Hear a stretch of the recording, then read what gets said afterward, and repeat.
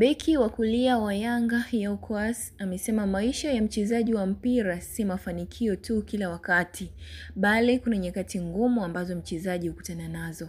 Yao ameweka picha yake akiwa hospitalini baada ya kufanyiwa upasuaji wa goti, sambamba na ujumbe unaonyesha namna anavyopitia maumivu kwa sasa. Katika ujumbe wake Yao Kwas ameandika, tuwe na utamaduni wa kukubaliana kwamba si kila kitu katika maisha yetu kinapaswa kuwa chepesi au kizuri kila wakati. Kushindwa kweli kuna kuwepo na nyakati ngumu pia, zina nafasi yao katika maisha yetu. Kila mtu anaweza kupitia changamoto, yoyote ni suala la muda na kufanya kazi kimya kimya ili kurudi kileleni. Beki huyu amekuwa nje ya uwanja muda mrefu kutokana na kusumbuliwa na goti lake la kushoto, na tayari amefanyiwa upasuaji tangu wiki iliyopita nchini Tunisia.